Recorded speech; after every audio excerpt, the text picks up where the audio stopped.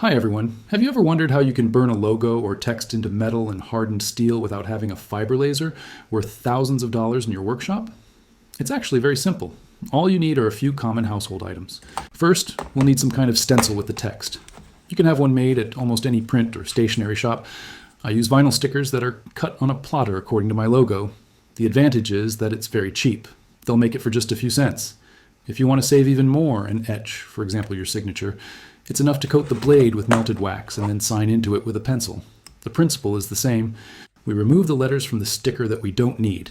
You can save them and use them later. For example, when etching a blade in ferric chloride, you stick them onto the blade, and after etching, the logo will remain shiny while the rest of the blade turns gray and matte. Cleaning small stickers is time-consuming and requires care so that the text doesn't get damaged.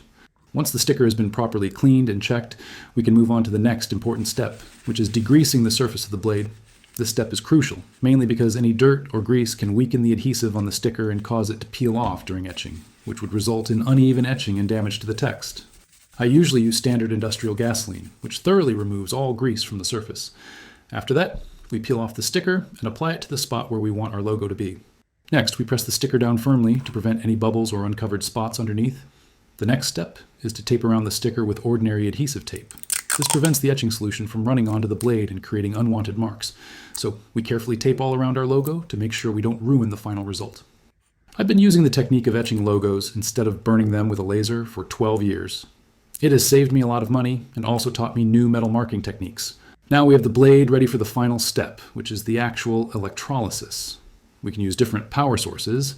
The first and most common is a standard 9-volt battery, which you can buy in any store. You just need to connect 2 thin wires to it. The second source, which I also use, is an old adapter that outputs 9 volts, just like the battery. Be careful and follow safety precautions while working. The third component we need is salt water, which we prepare in a ratio of 1 part salt to 3 parts water. This creates a solution suitable for etching.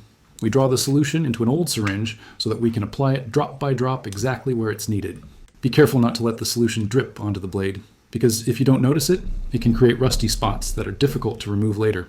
Next, using a piece of adhesive tape, we attach the positive plus wire to the blade anywhere. I usually attach it to the handle area. The other wire, the negative, minus, will be used for etching. It's best to attach something like a screw to it to create a larger contact area.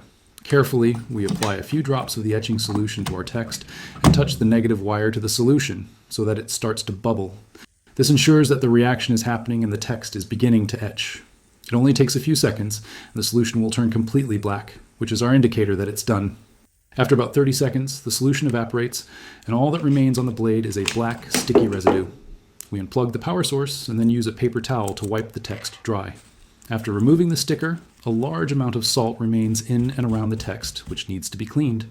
I use regular silicone oils or WD-40 to clean and neutralize everything. Now I can be sure that the logo turned out well.